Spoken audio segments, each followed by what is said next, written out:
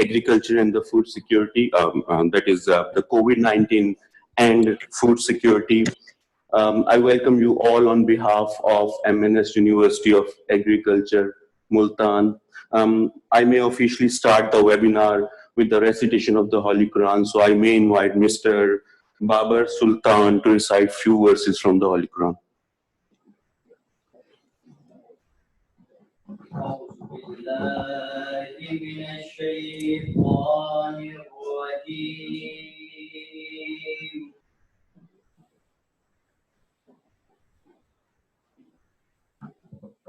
Bismillahirrahmanirrahim.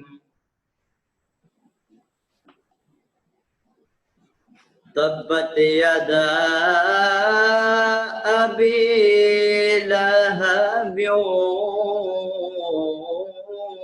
wa tab. Ma aghna anhu malu wa ma kasab.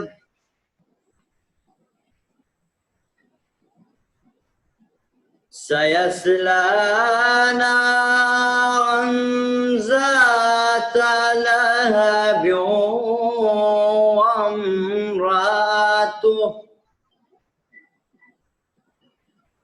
وامرأته حمالة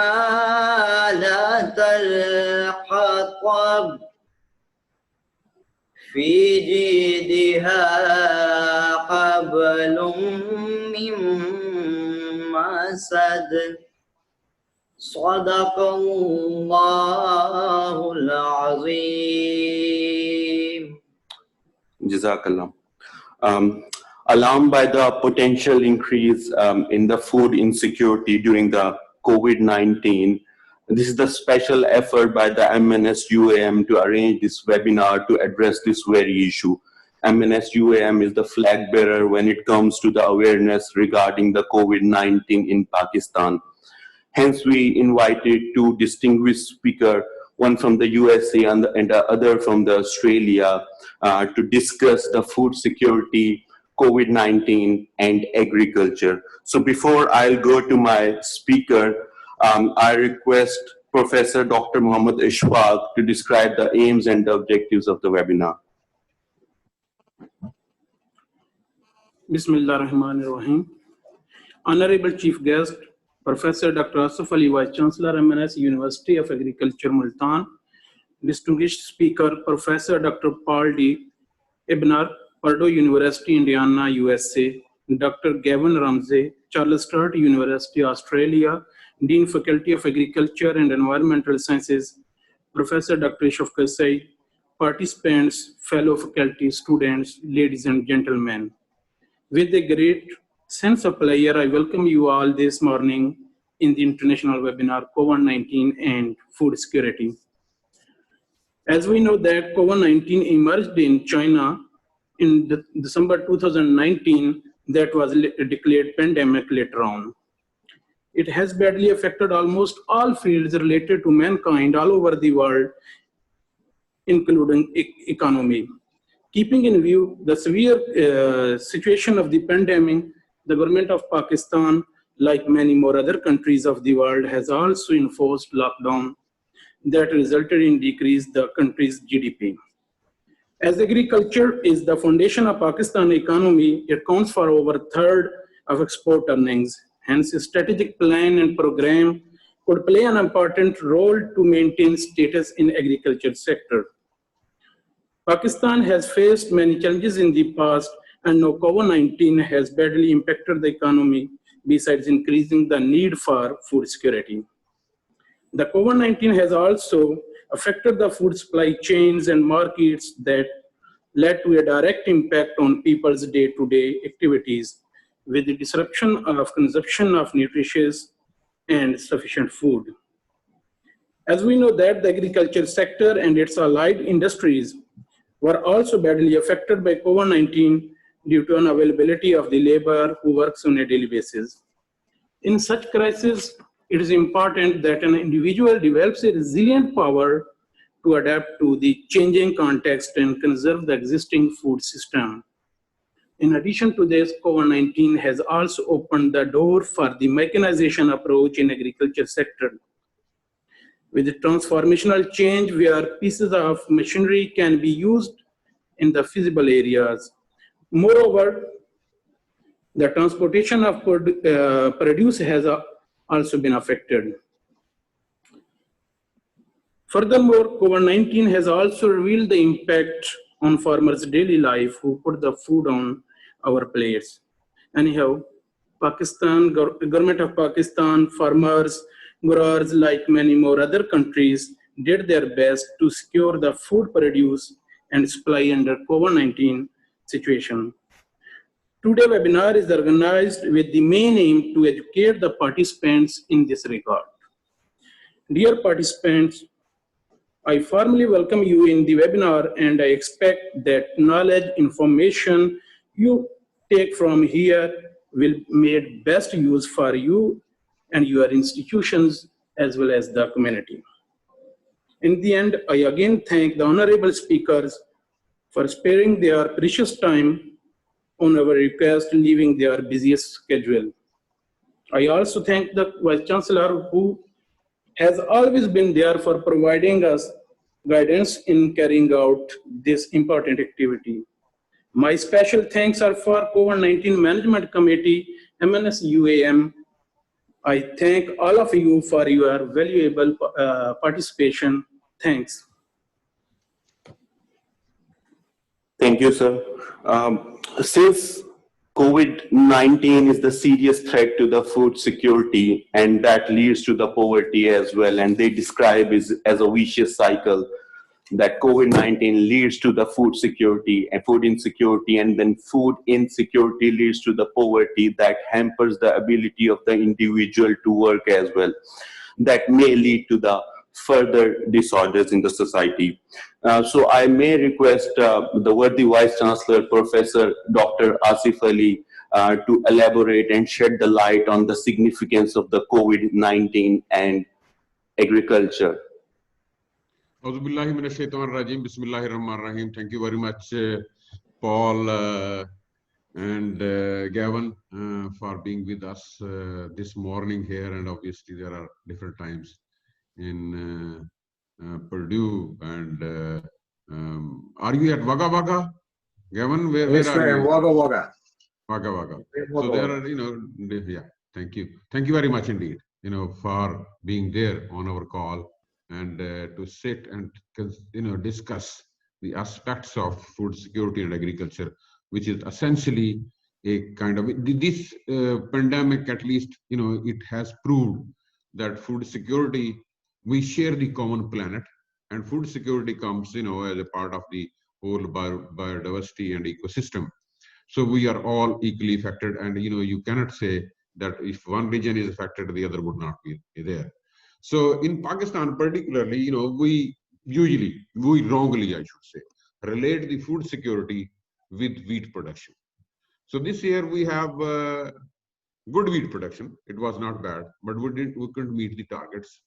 But the stocks, the reserve stocks were low. So therefore the government had to procure wheat. And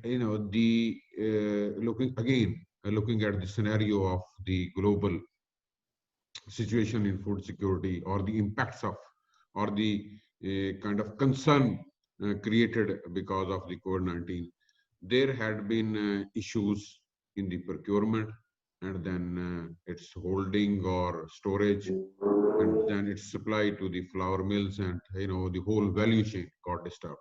So the government fixed the price of rupees 1,400 for the farmers, and they procured, they almost meet the target of procurement, but now the prices had gone very high, and the government are kind of struggling to manage it rightly, because there are other countries, other provinces those who would kind of need the wheat, and we are unable to kind of have sustainable production. But essentially, the government took the right step, and under the Food Security and Research Ministry, there was discussion, and the government ultimately decided to import about 8+ million tons of wheat to have the kind of sustainable supply of wheat to the flour mills. However, the government has also started thinking, and there were discussions that we have enough maize produced here in Pakistan, and perhaps we should kind of go for a mix of wheat and maize to handle the food crisis, if there is any. We are handling it.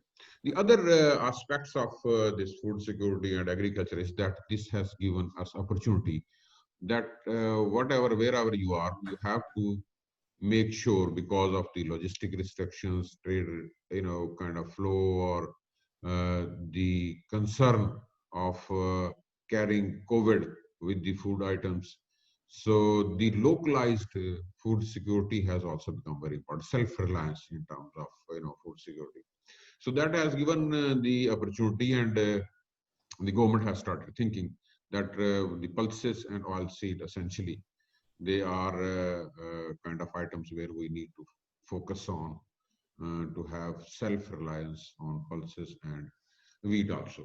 So the government planned accordingly. But essentially, though, during the COVID and now in Pakistan, the situation is much better, and we are kind of in the phase where we are entering into the new normal. And we must try, learning from the experiences, we must try to make it a better normal, to learn from the experiences and prepare for the future, and also benefit from the opportunities which have been given, or the learnings which has come from this pandemic, to handle the agriculture and food security. So there had been experiences in food production. There it is a massive kind of decline in for example, mango export from Pakistan. Then there are production issues also in fruit crops. Their supply chain issues were there, and they will still be there. There are food prices issues in every commodity. There were some vegetables, perishable vegetables, with the prices has crashed to the minimum, and there were so that all that scenario gives us a kind of, we would listen more from Paul, and I will keep. And Gavin, he had been working with us on pulses for a long time.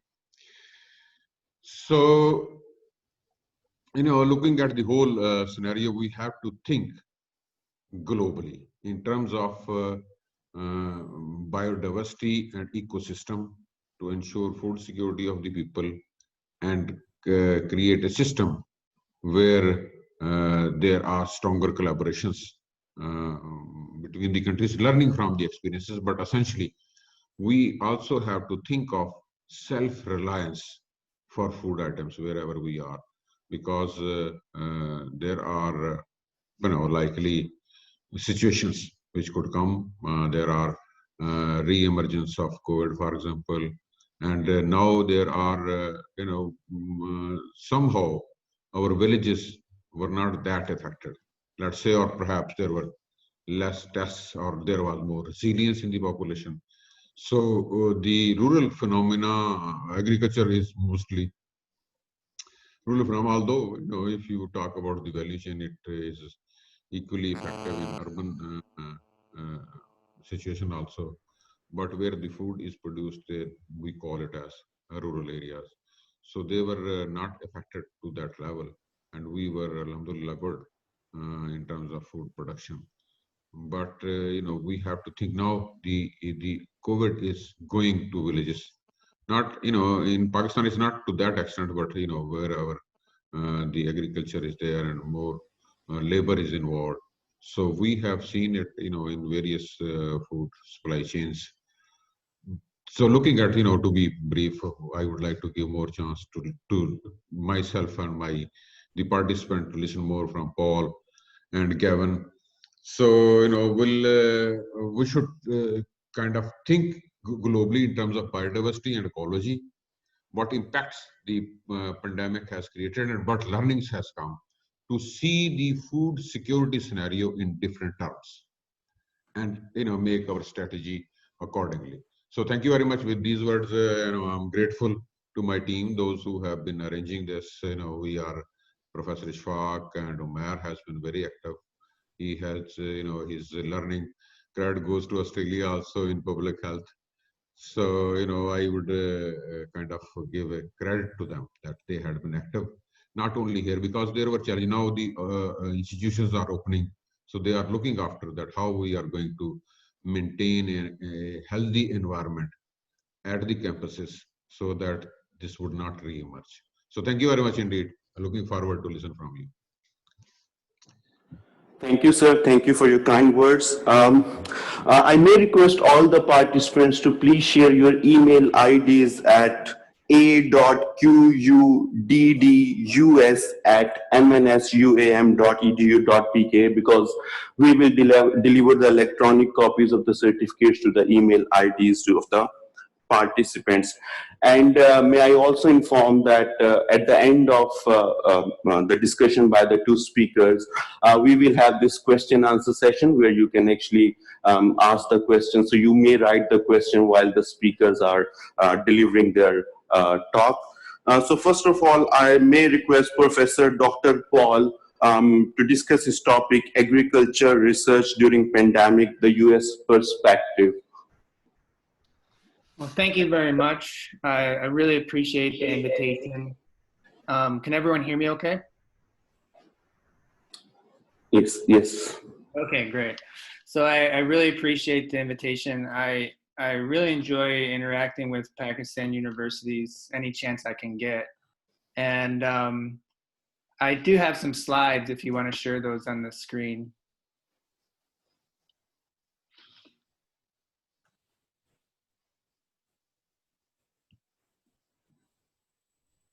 Do you have my slide deck? We are doing it. Just give us a minute. Oh, okay, no problem. So I can just keep talking. So when I was asked to invited to talk, I thought there's different topics that we could talk about, and I thought what might be interesting to people is, and since we're all in a university setting, we're all doing university research focused on agriculture, give a little perspective about how a U.S. university has tried to tackle these issues and maintain productivity and still able to have students and have people actively researching, while at the same time minimizing the transmission of this virus. And there's some aspects, of course, of the U.S. that are a little unique, especially right now with the virus. And we can touch on that, but and I actually have, I saw the picture pop up, and one of my graduate students is here as well, and he can share his perspective as well. He's Pakistani, he's from Lahore, he's from University of Punjab. So he can chime in too with comments, but yeah, so I wanted to talk about, and you can go to the next slide.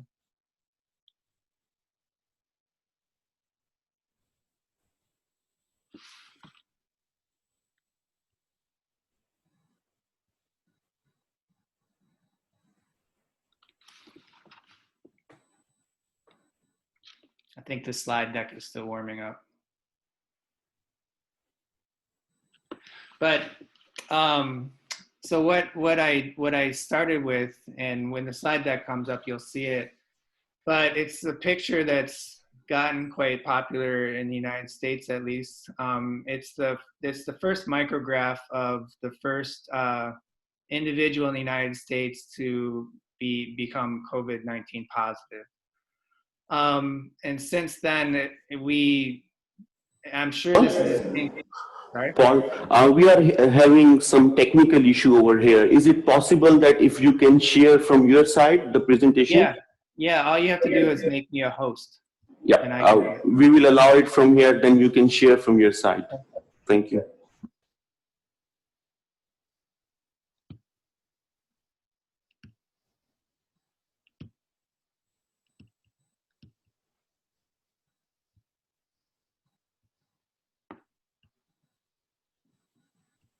Let me get it up first.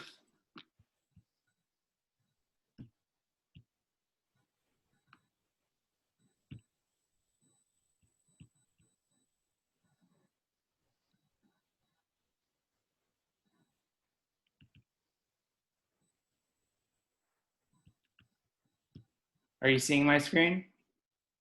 Yes, we can. Okay, I'll make it big. How about that? That looks great. Okay. So yeah, so this picture right here, this is the visualized virions from the first person that was tested positive in the United States. And if the case is probably similar for in Pakistan and Australia, is that the 2020, it's August 2020, but 2020 in the United States has felt like 3 years so far. And I'll show you some timelines of how things progress, but it really wasn't that long ago that that we in the United States and most places were thinking we can keep a handle on this. We've got it contained, and that clearly in our case is not the case. So I'll give you a little bit of a background about myself, so you can see judge my perspective. I'm a professor in animal sciences at Purdue University. Purdue University is in Indiana, the state of Indiana. It's the state of Indiana is a medium state in terms of population. It's about 6.5 million people. It is primarily by land area an agriculture state. It's right about now, Indiana is really pretty. It's full of soybeans and tasseled corn, so fields are green and gold. And we have a very large livestock industry. So it's we're number 2 in egg production, number 5 in pork production, number 4 in turkeys. We have a big poultry industry. So agriculture plays a really big role in our state. In terms of my research, it's microbiology focused. We really look at different ways to try and control transmission of pathogenic bacteria. And this is sometimes in different matrices. It could be in a live animal, and it could be in some sort of food matrices, or even like non-food contact surfaces. We also focus on curriculum development and introducing and testing different teaching strategies in agricultural education. So we do have a social science aspect to our lab. It's not all bench science. And pertinent to what we'll talk about in a little bit, I do have several international projects. One of them is in Pakistan. It's a larger project with UVS and University of the Punjab in Lahore. And that is looking at alternatives to antibiotics in poultry production. But we also have programs in Egypt and Cambodia currently right now. So to give everyone a little bit of context about the background and that we're trying to work right now, and like I said, it seems like was so long ago, and that it really wasn't. We really haven't been in this it's been basically 5 months for the U.S., where in February, very beginning of February, the first person was tested positive for COVID-19. And shortly after, we had the first death. So most people, when COVID-19 hit the United States, it really, really hit the state of New York, which has New York City, but also next to it is New Jersey, and it's a very high population density, a lot of people. A lot of it's an international hub. And so it's kind of the benchmark when we think, of how bad it could get. We think of New York, especially New York City. But in March 1st, which wasn't that long ago, they only had 1 case, and it's ballooned into thousands of deaths just in that city alone. So in terms of the university reactions to what happened or what is happening, states started right around the beginning of March, started issuing stay-at-home orders. And also, that's the legal term. And one thing I should explain about the United States is that it's 50 states that act independently in many cases, and that's certainly been true in this case. But California was the first state to issue a stay-at-home order, where our stay-at-home orders were not, compared to other countries that I'm familiar with, were not nearly as strict. It restricted people from doing things that the state deemed were not essential. Some, New York City, where it has a very, very strict definition. Indiana would probably be on the lax side of what they counted as essential. So you could still go to grocery stores, you could still go to, you didn't have to wear a mask, you didn't have to, you could still go to work. But shortly thereafter, the universities around the country, and you could see it like dominoes, that they started going to just full remote campus. And when I look back on that time, it was still, I think the universities were still thinking if we just, keep quiet for 2 weeks, we stay inside for 2 weeks, the problem will go away. And that was a lot of the thinking around the country and in other countries too. But to give you an example of how that works, in our universities in March, we usually have a spring break. It's a week break where students go home, and they might, even if they might be international students, they might go all the way back to their home country for a week. And our thinking was that what we know about the virus now, it's not really a good idea to have everyone going to all around the United States and all around the country and then coming back to campus. So we extended that spring break to try and figure things out. And shortly into that spring break, Purdue just said everything is going to close. We're going to go all remote classes. Only essential workers will be on campus. And that coincided with a stay-at-home order for the state of Indiana. So this is right around the time when the World Health Organization declared a pandemic for COVID. And around mid-April, US it was pretty alarming numbers. It was 635,000 positives and 31,000 deaths. And that tracked up until about May, where you start to see the number of positive cases kind of leveling out. And I'll show you data for Indiana specifically. And then you started seeing the number of cases go down, actually, in most cases. And then you started, of course, the death rate was going down, hospitalization rates were going down. And then most of the country went to this phase of opening up. I should say that there are several countries that never shut down, several states that never shut down, or at least shut down very minimally. So around June, a little bit before June, the cases started tracking up again. So now you can see at the bottom, these are data from yesterday, so from the CDC, but we're at 4.6 million cases and just about 160,000 deaths.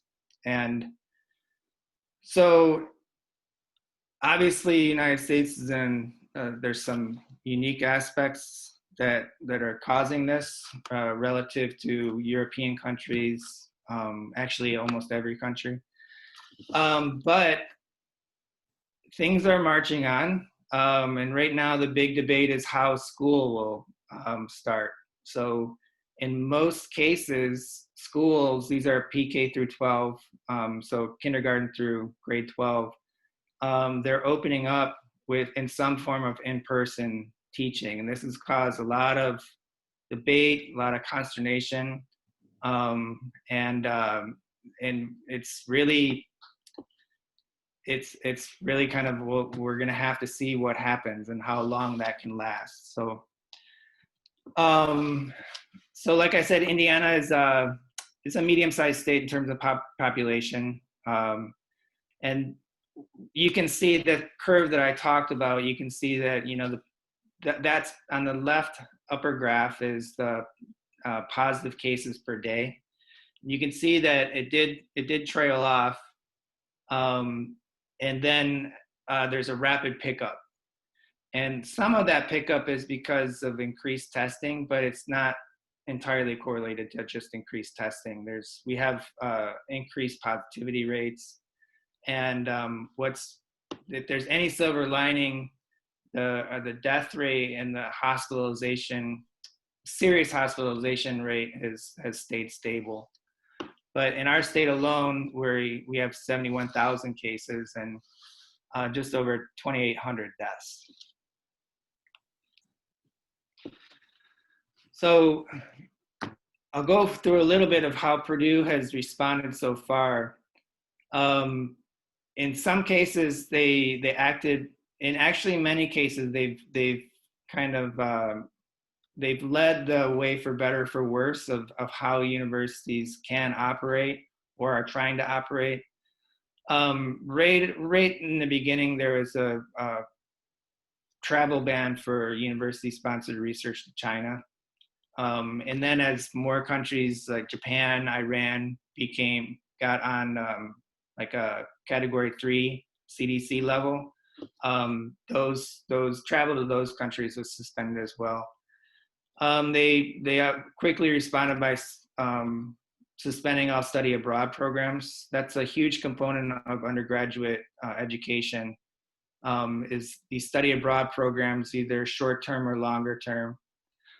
And then around, it was mid-March, that the state of Indiana issued a stay-at-home order. So this is a directive that comes from the governor. It really restricts travel, outside activity to only essential activities.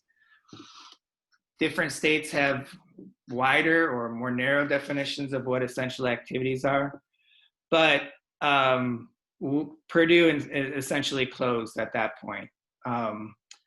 They very quickly developed a safe campus task force and tried to figure out how, you know, this university could still function, or function as best as it could within the context. And one of the first things that they focused on was research. You know, how do we get research labs up and running? If you think about US universities like Purdue, they really have 3 missions. They have a research mission, they have a teaching mission, and then they also have an extension or engagement mission. So Purdue decided to focus right away on how research programs could be ramped up. They did allow some research if they deemed it critical, and we'll see what that meant in a bit. But our lab, we kind of shut down right before the stay-at-home order, and it was basically we just did not know what was really happening.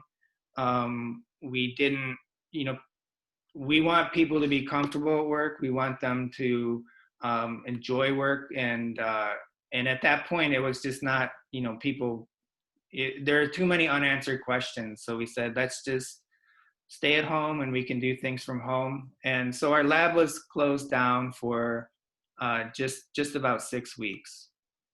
Right now, Purdue has what they call the Protect Purdue Plan. And it's been in the news a lot because Purdue made a decision very early that they were going to open up the fall semester with in-person classes. So a lot of universities are not doing that. Harvard is probably the best example, where it's still all online for this next semester. but they've taken it's been no small scale effort in what they've done, from everything to establishing, we have a health center on campus, but establishing a COVID related health center. All students will be required to take a COVID test, have a negative result from a COVID test just prior to coming to campus. And I'll go more into how the campus really transformed. So our campus now does not look or operate in any sense like it did before. So the campus is open, and we have there's a bunch of with major restrictions. So one of the things that is different maybe about the U.S. is that the campus is public property, and anyone can come on the campus because it's public property. Everyone has a right to be on public property. So we haven't figured out how we'll deal with that. We can, students can be required to wear masks. Researchers can be required to do this or that in their lab. But we do have people are free to come in and out of the campus. It's not a gated community, and it is public property. So that's one aspect that we don't know of yet. So getting back to how research is taking place, March 24th was when the stay-at-home order came, the campus shut down. But the campus was, the administration at least was pretty good about recognizing that some research really has to continue, or it can, and the benefit outweighs the cost for some research. And these are the categories that they had. So if some lab was, all ramped up to work on COVID-19 related research, they were allowed to continue.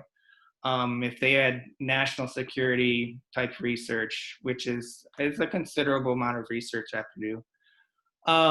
And those, especially in agriculture, those research projects that maybe had animals on trial, that would be a big, so if you have, 50 calves on some sort of nutrition trial, and you have to shut it down, and those animals have to be euthanized or in some other result, that's a really, really big cost and a really big loss.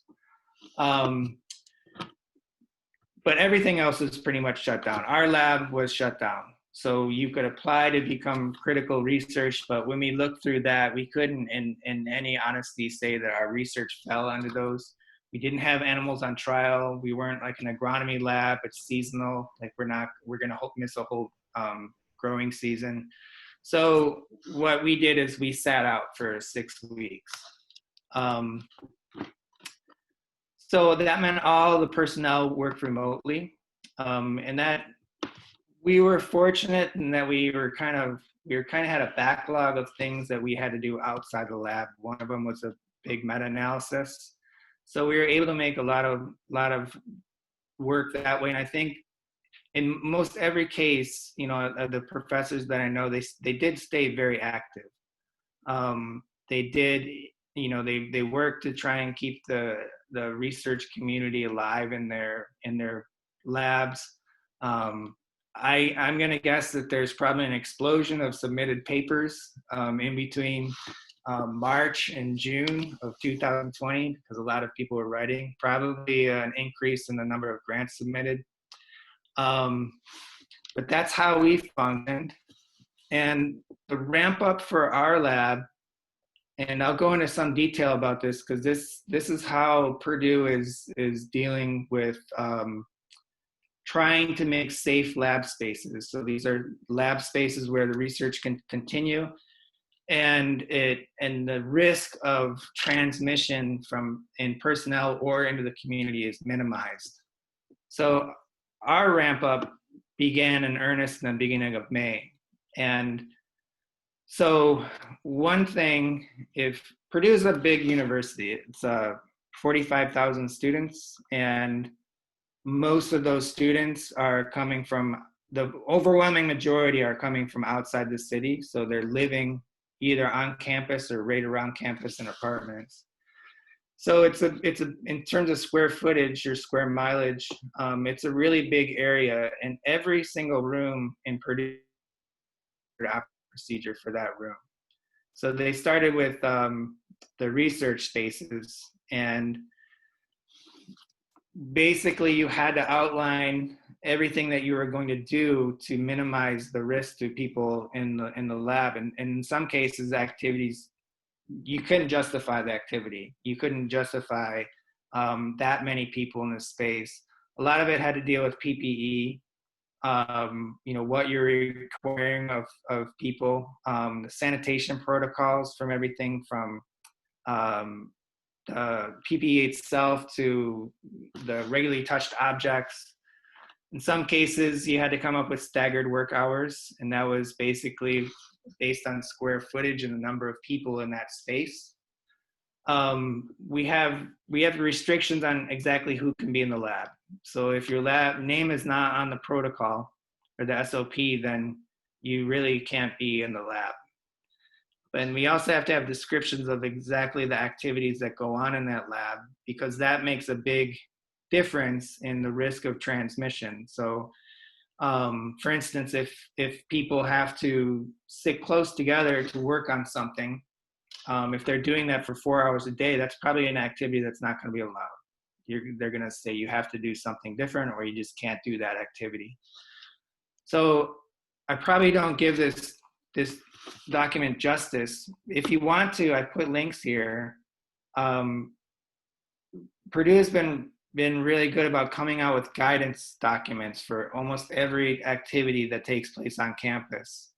And there's really four for research. And if you just Google Protect Purdue, you can go to the whole Protect Purdue plan and see exactly what's required of researchers, what's required of spaces, the different protocols that you have to do for research that takes place in a building or in a room on campus versus field research that takes place at the Purdue farms. So the document that we have for our lab is actually 13 pages long. So I explained it in one slide, but it's a pretty involved document.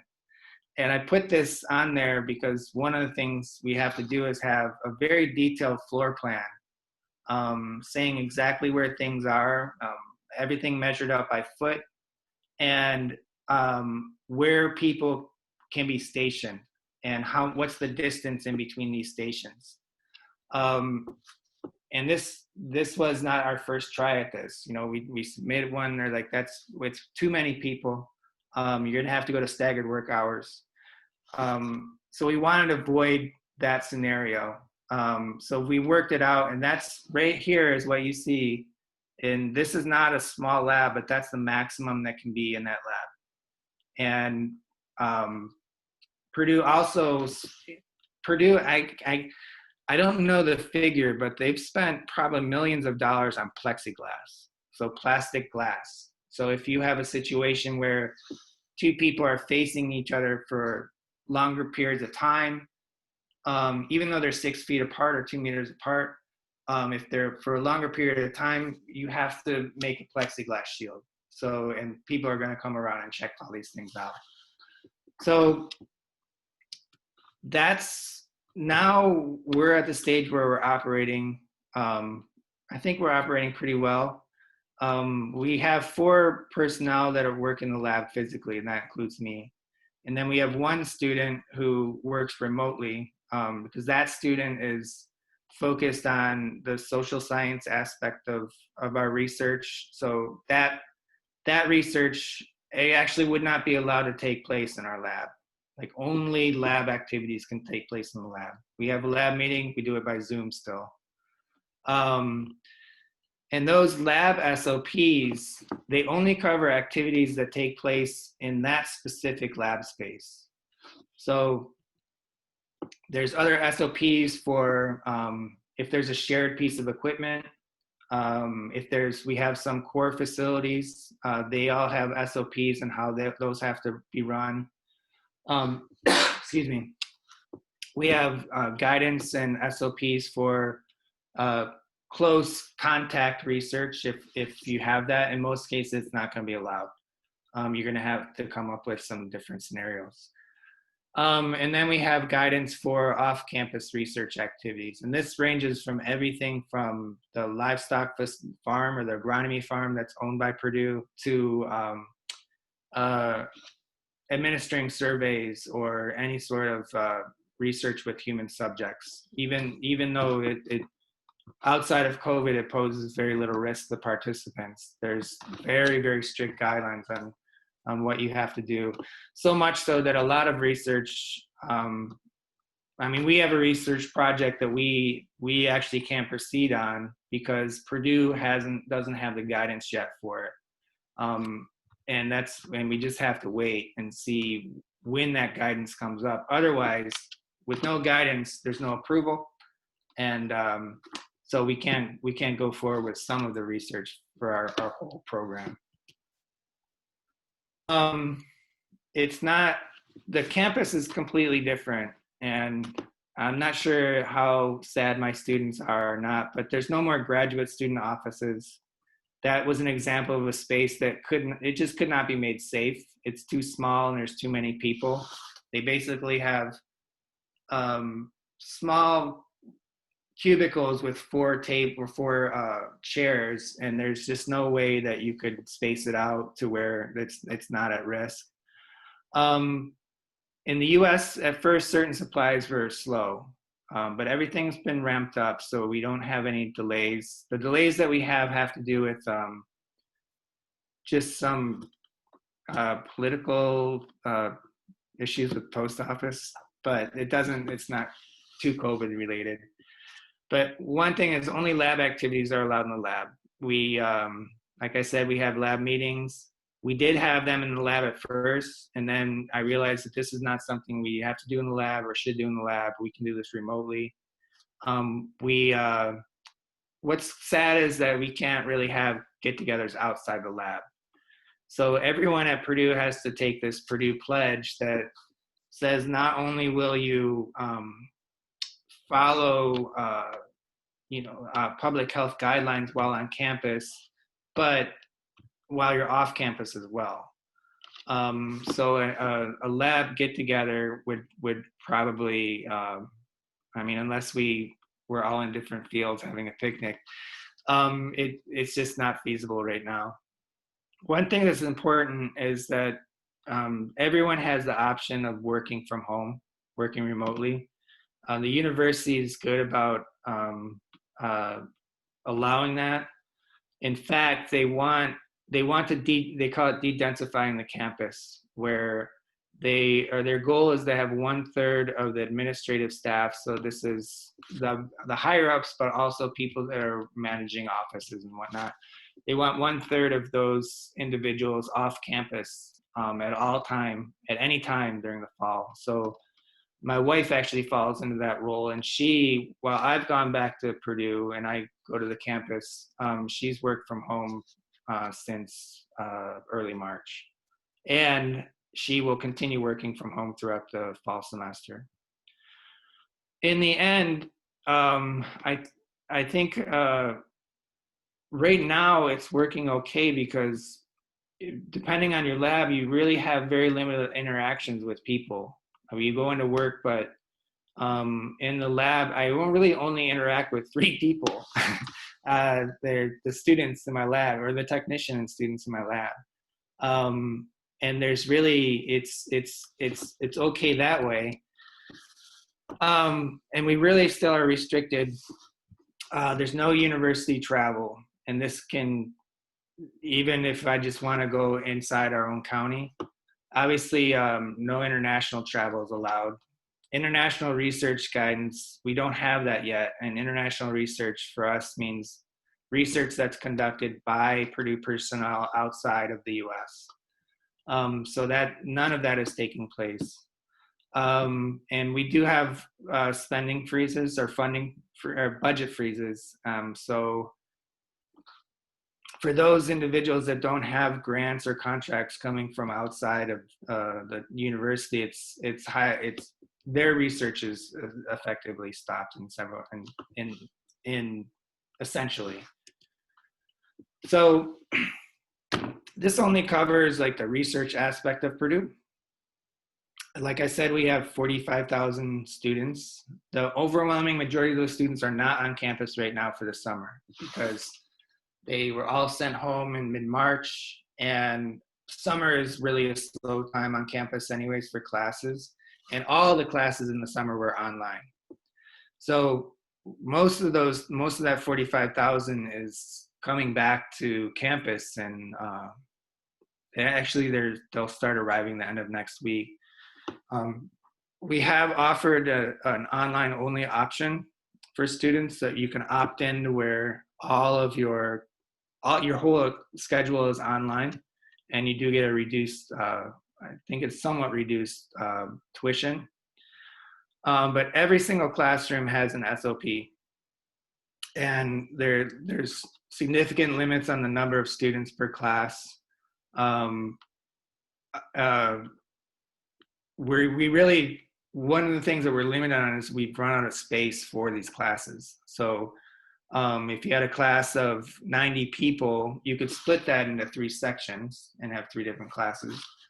Or you could move to a much bigger room, but we just don't have that many rooms at Purdue that can handle 90 students and still safely socially distance them.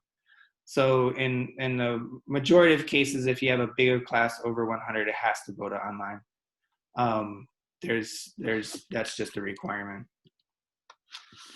So the students will all be tested prior to coming back to the campus. This is something that Purdue's paid for. It's the saliva test, and they have to take it within 2 weeks of returning to campus, and they have to upload their results. So Purdue will know their status. All international students coming back, and we have about 21% of our student population is international, and they have to undergo a 2-week quarantine. New positives must be quarantined, and we have a quarantine center that's in the corner of the campus.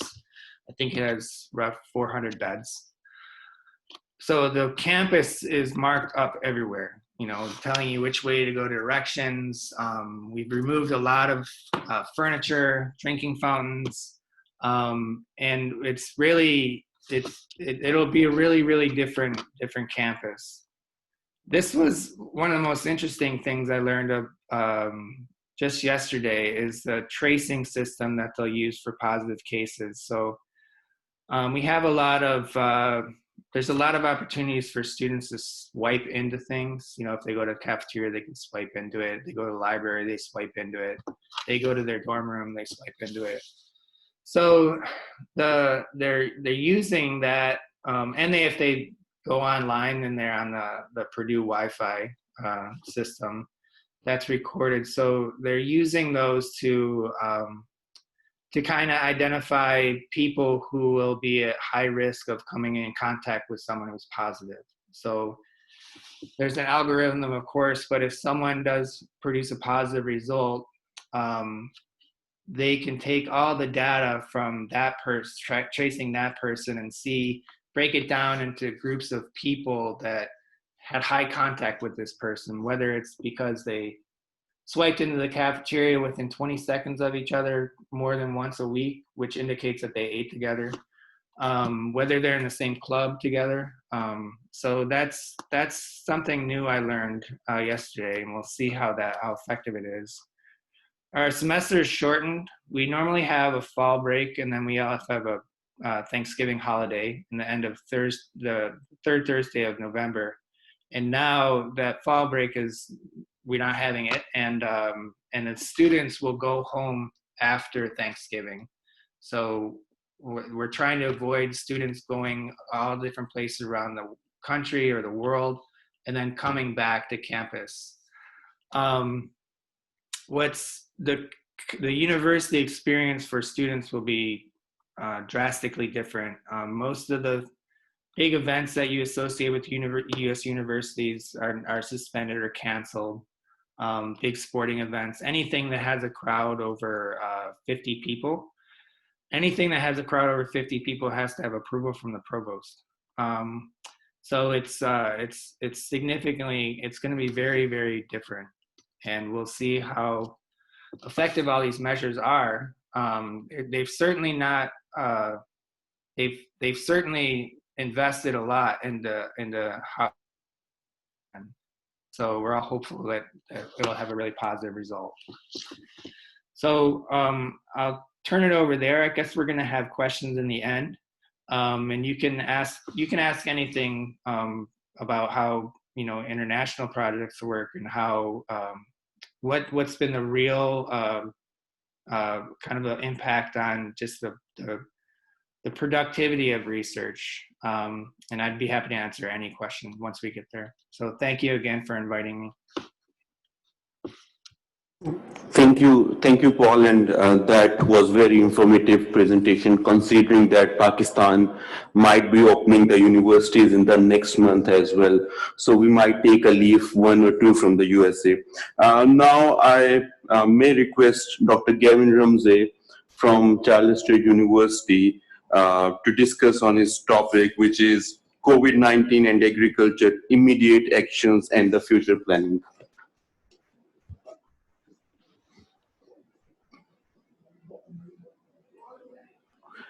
Gavin, can you hear me? Yes, to unmute. I'm on. You can hear me now? Yeah. There always has to be someone that forgets to unmute themselves, doesn't there? So I've done it, so everyone else will be right now. So thank you very much. It's great to be back in Multan, even if it's only virtually. In Wagga Wagga, it's very cold today, so I presume, judging by what I've seen people wearing there, that they're looking pretty good, nice and warm.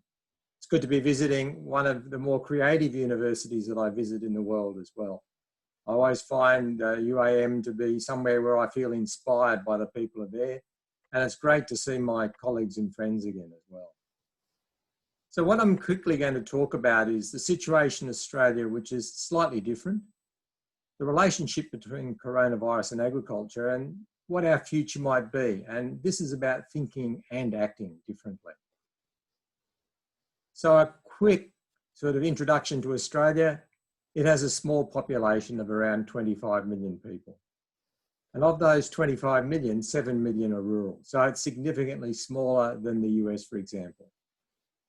Most people live in cities near the coast. And so we've got this relatively sparse rural population.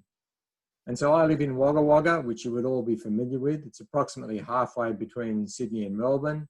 It's very famous for producing cricketers. And it's got a population of around 70,000 people. And it's considered the biggest inland city in New South Wales. So you're starting to see we're not a place that has large numbers of people in any area.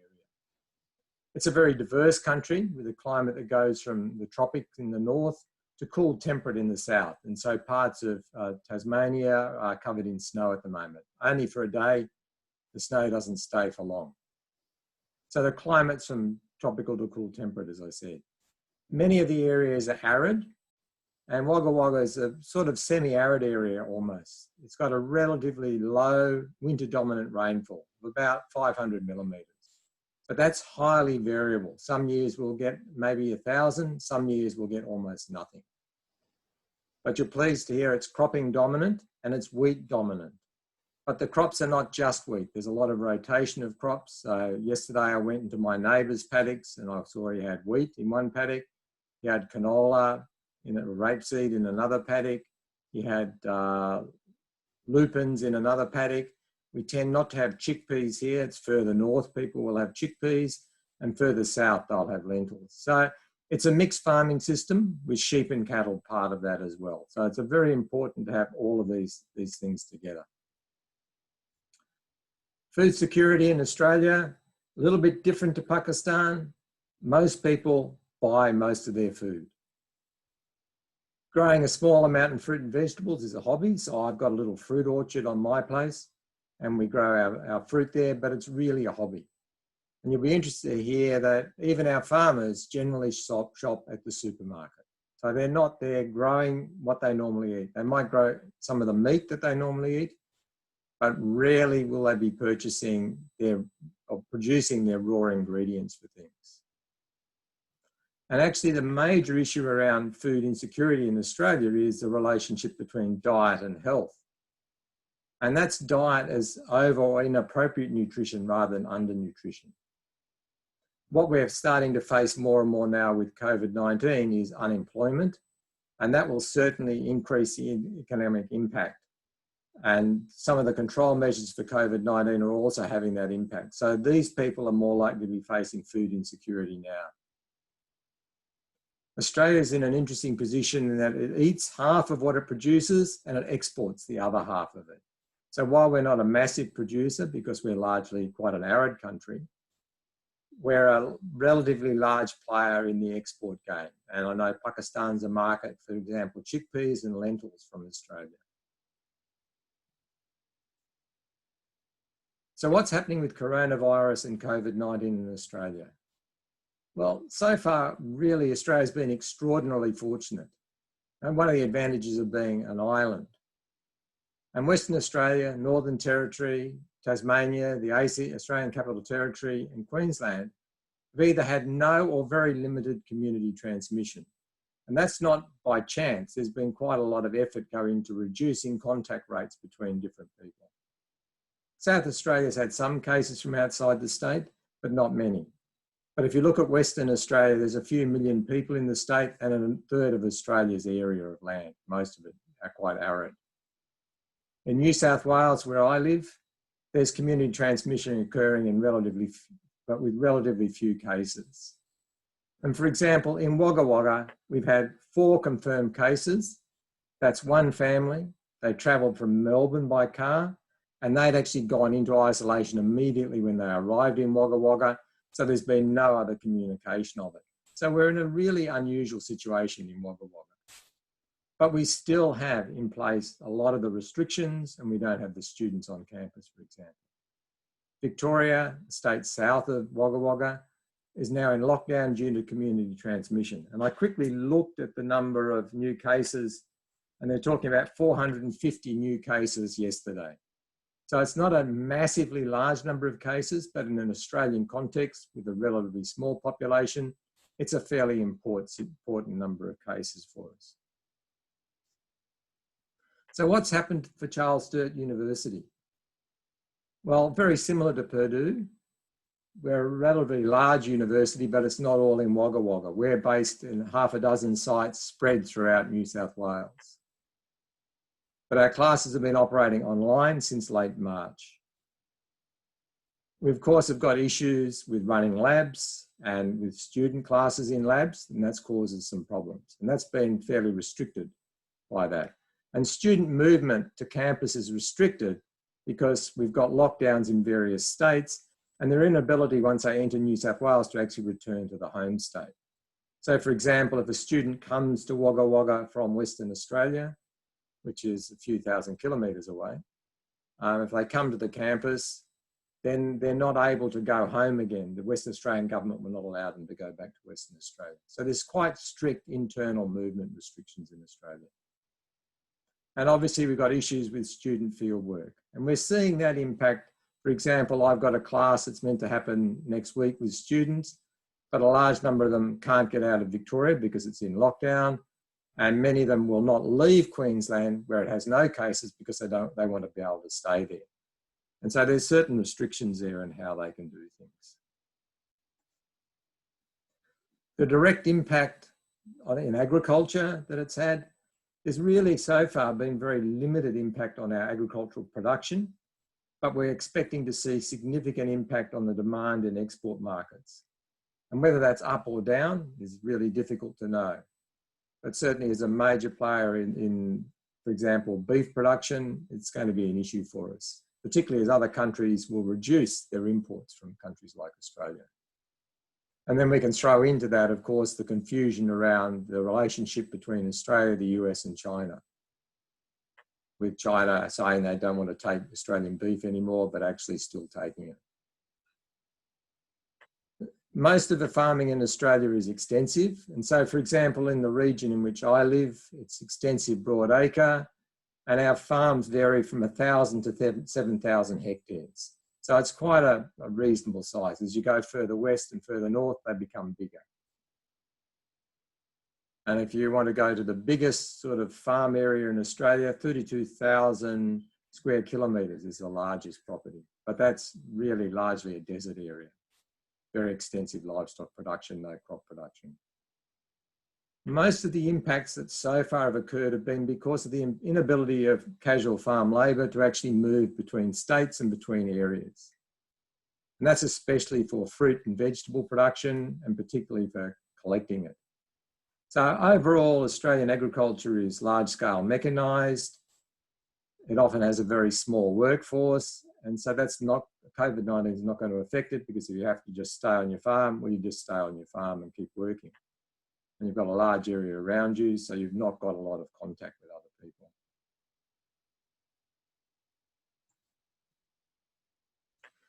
So what I'd like to quickly do now is have a look at COVID-19 and agriculture in a slightly different way.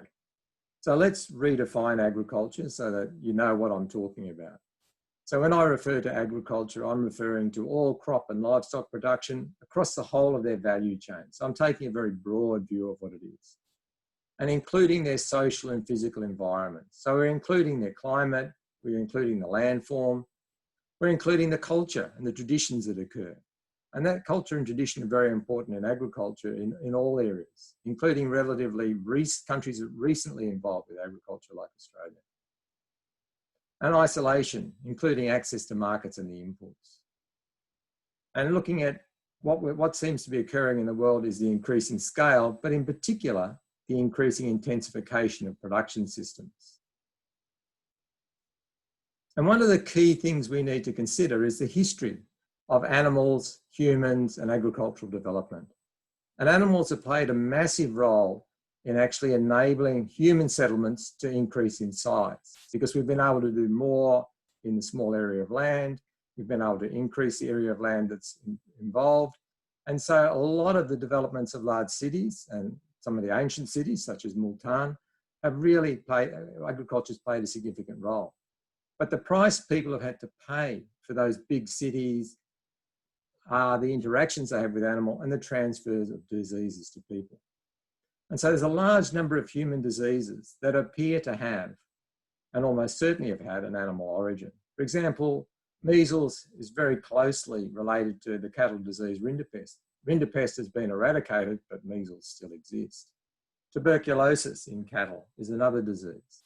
Smallpox with cowpox and other livestock-related pox viruses actually coming into the population. Influenza, pigs and ducks being the source of that, and so on. So we've got several diseases there that actually come from animal populations into people, and do particularly well when we have these larger, quite high density populations. So in the present, we've got coronavirus and COVID-19, and that's one of the major issues we face. It's the one that's focusing our attention at the moment. It's focusing us initially, but we also still have climate change. Climate change hasn't gone away, and it's the other big one that's there. Another thing that we're often not aware of is that there's actually other pandemic animal diseases already in place. So African swine fever has moved from being a niche disease occurring in small pockets in parts of Africa to a disease that's wiped out almost a third of the world's pig population. And particularly in countries like China, where pigs are very important in Southeast Asia, and potentially the Pacific, this is becoming a really big problem. And the world has changed, which is why we're seeing so many of these diseases behaving differently. We don't quite understand exactly what it is. We have some ideas, but we don't understand exactly what it is. And so the likelihood is there'll be more pandemic animal diseases, and with that becomes a risk of more diseases that are likely to move across from animals to people. And so we've got other potential pandemic agents, such as swine and avian influenza, which were the ones that people were worried about 5 or 6 years ago. So we need to ask ourselves the question, is the way in which we're living, interacting, and building our agricultural system, particularly our livestock system, do we want to continue to do that? Do we want to keep doing that in the same way? And one of the reasons we struggle to deal with these pandemic threats is we tend to think about things in the short term. We want the problem and then we want the solution. We want to have We have COVID virus, we want the vaccine. We don't want the hard solution. And so another really important element is those cause and effect delays. That where we have a cause, something causes something, and then we actually don't see the effect for maybe days, weeks, months, or even years later. And we have an economic system that has a tendency to boom and bust. It tends to take off and do what it likes.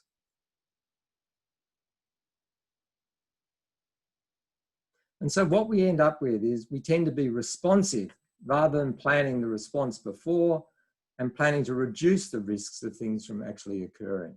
We tend to wait until something goes wrong and do it. And this is often a result of our free enterprise system, where people do things because they'll make them money, and then they say, that made me money, but it made a really big mess. And one of the issues you also face is when you're successful, you can result in negative reactions from your population. And we saw that in Victoria, where the government put in place efforts to control the disease. And when they continue to get the same number of cases, so continue to get 400 new cases each day, people complained that the government hadn't been successful. So they weren't able to compare the current situation with what would have occurred without that, where it would have been another 20,000 infections, in fact. So people's inability to understand that, and understanding that if you're actually prepared for something and you reduce it from occurring, that's actually success, that's not failure. So how do we think about the future? Well, we need to think about it in multiple ways. We need to think about it as the short and the long term. So in the short term, we're talking about hours or the next day or the next week or the next year. But is actually the short term still 5 years in the future or for the next generation? Because really we're a very small blip in time where we are. And maybe if we're thinking long term, are we thinking 100 years time? Are we thinking 1,000 years time? Or are we thinking 10 generations time? So how are we thinking about time becomes a really important part of it. And we need to work with both short and long term if we're going to really manage issues like COVID-19 and coronavirus in the future. And delays in the system are something that people have a very poor understanding of. So delays between cause and effect. And with COVID-19, the classic delay is you're infected and you're not sick. You don't even excrete the virus initially. Then you become infectious after a week or so. And then you move to clinical disease. So people say, well, I'm not sick, so therefore I cannot spread the virus. So helping people to understand that has been one of the most difficult things in Australia, particularly the young, who say, who cares? I don't feel sick. It's not a problem for me. And we also see distance between cause and effect in that we see it in a different place. And Australia has a classic example of salinity occurring in soils a long way from where people are clearing the trees and releasing the salt into the river. And so that distance between cause and effect. And so the people that are clearing the trees say it's not a problem for me, but it is a problem for someone else. So it's helping people to understand the bigger scale, the bigger physical scale, and what that means and how we act in our agriculture within that. How does agriculture affect things in the future? And how does it affect things that are somewhere else, somewhere not where we are? So we don't need to worry. We also have coronavirus and agriculture. So what are the impact of agricultural practices on coronavirus? And that's a really important question to ask. Or what are the potential future coronaviruses that relate to our agricultural practices? So it's a question we need to be exploring, because I'm pretty sure that it's coming again. Something else is going to come. And what impact is coronavirus having on agriculture? So we need to be thinking about both of these at the same time. And so when a new disease is developing, what's usually occurring? And this is remembering that probably around 70 to 75% of recent diseases that have emerged in human populations come from animals. So cropping people can say, that's really good. Crops are really good for us. We don't get up with the animal diseases coming in. So we need to think about people, animals, pathogenic organisms, and contact required for transmission. And that becomes a really important part of it. Understanding how transmission occurs. How does that initial transmission occur? And the factors that we seem to be seeing that are affecting it are intensification. So where we have a large number of animals together, there's the opportunity for new organisms to occur and for those organisms to transmit between other animals. Then human-animal interactions. What are the interactions that are occurring between people and those animals? And that can be in raising those animals, slaughtering those animals, processing those animals, eating those animals. All of those can be factors that are important in this. And movement of animals becomes really important, moving them across borders and across ecosystems. So they're moving into different things. Taking away the area in which they normally live, so they move into areas where they do not normally live. And that's particularly occurring with bats, for example. Economic systems. And I was foolish, I did a PhD in economics once, but I learned a lot. And as someone once told me, you study economics so that you can't be fooled by economists. So economic systems are actually not planned. They tend to emerge rather than being planned. And the current system that we use in our economics, the capitalist system, appears to actually work as a series of booms and busts. And COVID-19 is potentially going to be one of the things that causes one of those busts. And they're structurally inflexible. And the focus is on economic growth. So we're constantly seeking this economic growth. But in fact, it may be that that growth is being very destructive. So COVID-19 and coronavirus could be an impact of growth, where we're attempting to make more and more with less and less, and things are becoming more and more intensive, and we're allowing new organisms to arise. So we need to ask our questions, is economic and social development possible without growth, or thinking about growth completely differently? So that's a challenge to which I cannot tell you the answer, but I think it's a question that we need to be asking. So perhaps we can think differently about agriculture as well, and think about, do we have a healthy agriculture? And that's not just healthy for the plants and the animals, but healthy for the people that are around it. And so making health something we consider when an element of agricultural production. We think about it in that way. We think about the disease burdens that people and animals are actually carrying and how we can manage those disease burdens. So if we can reduce them, we reduce the risks. We look at the contact between people and animals. And we say, well, how do we actually minimize that contact in such a way that we don't enable these transfer? And we consider which of the disease organisms most likely to mutate and actually move between animals and people. Surely these should be the focus, even if they're not causing us production problems at the moment. If we see them as an organism that's likely to mutate and potentially transfer to people, then that's something we need to be doing. So we can then move from healthy agriculture to planetary health. And planetary health is a term that's been devised by clinicians, by medical clinicians. And it considers time as a really important factor. And so it considers, should we be thinking about how to plan for the next 10 generations? Do we need to include both our social and physical environments as essential components of that planning? Think about, why do we want economic development? Not be driven by economic development, but get economic development to drive for us, to be our partner, to be helping us, not to be our master. And so we become the servant of economic development. And considering well-being of others as a factor in any change in agriculture. So thinking about, are we likely to actually change something? Are we likely to affect the physical environment? Are we likely to affect the microorganism environment? How do we do that? How do we be careful about that? And consider that as a really important part of what we actually do in agriculture. And for me, this involves a change in thinking. So we're not thinking about these things as our drivers, we're thinking about them as part of what we're doing. We're thinking about, how are things connected? How does one thing lead to another? So how does my changing my livestock production or my cropping system impact on other parts of the system? Being really clear about that. Thinking about what society and economy might look like that will support us to do that. and think of ways to manage without this destructive growth, but with constructive growth that can enable us to do things. And focus on an equitable, or at least a more fair world, because I've given you the description of the situation in Australia. We're very privileged, we're relatively rich, we're very safe, most of us. Now is that an equitable or a fair world in which I want to live as an Australian, or should I be actually involved more in helping others and making sure that we're not just looking after ourselves?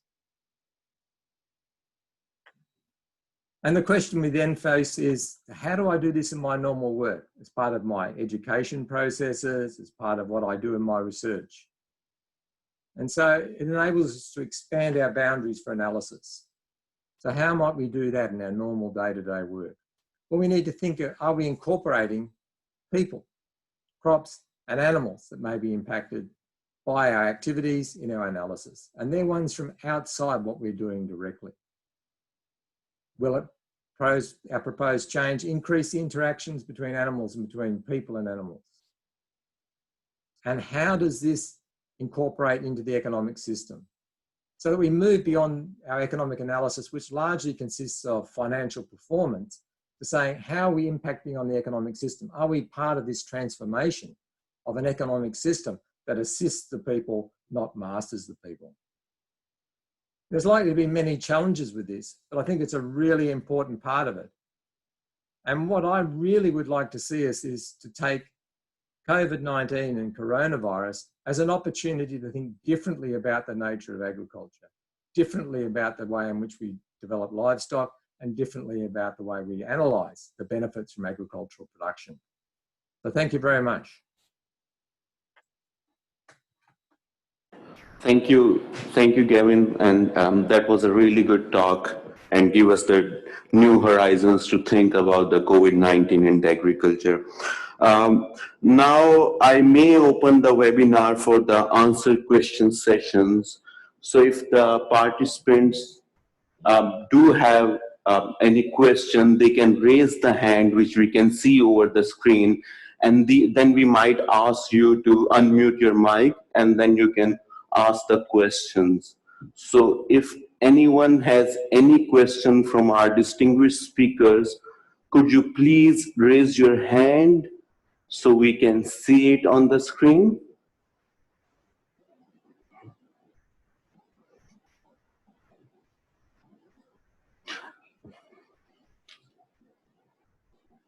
Okay, I think, let me ask the question first, because I wrote few questions for our speakers.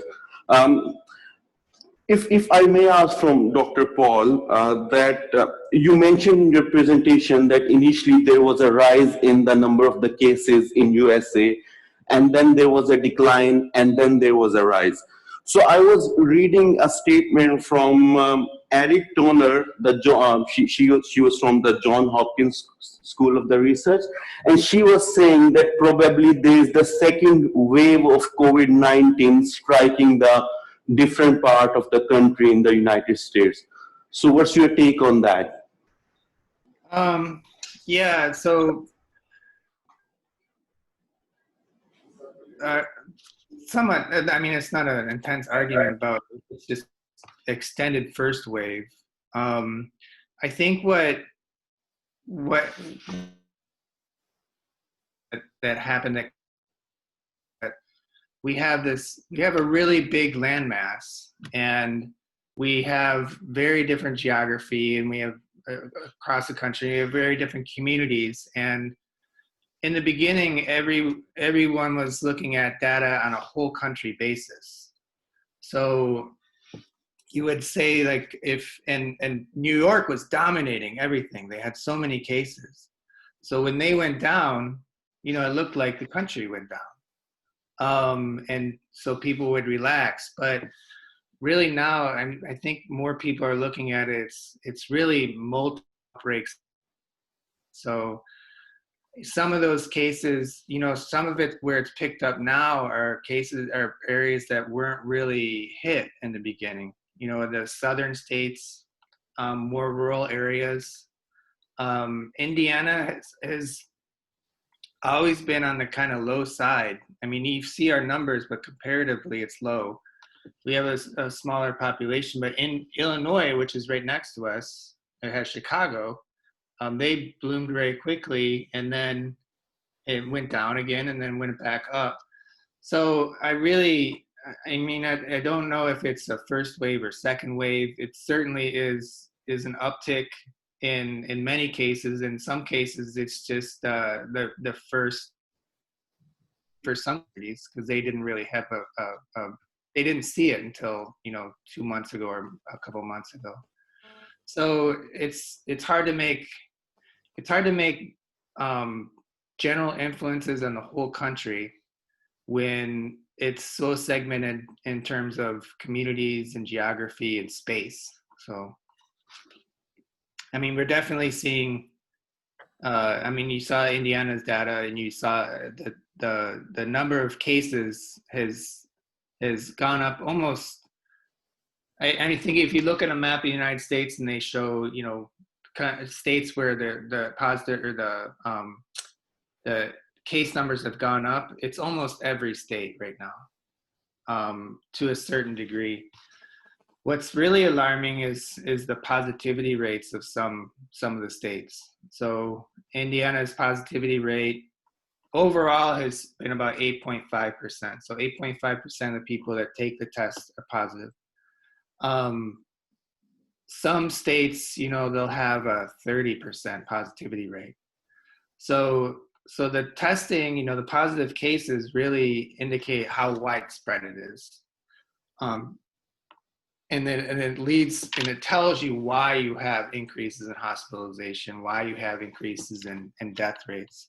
But I think it's really hard to predict what the next few months look like. Thank you, Paul. I can see the hand of the Aqid Malik on the screen. If you can unmute and ask the question. Aqid Malik. Yes. Okay. Assalamu alaikum to all of you, and hello to the sir. Sir, I want to ask a question. Are the food products which are produced in the United States or other countries, these are affected by COVID-19, a risk for the spread of COVID-19? So I can start, and then we can have Australian perspective. So that's not something that's really in the beginning, there's a lot of talk about, how are things being transmitted. I don't think that, and I work in food safety, and I wouldn't consider it a food safety, a high food safety risk. I wouldn't consider food a major vector, unless it's been directly handled. If it's generally not very sanitary in itself, it could be a fomite. We did have, and what I didn't touch on is, we did have some major disruptions in production chains. And this kind of goes with what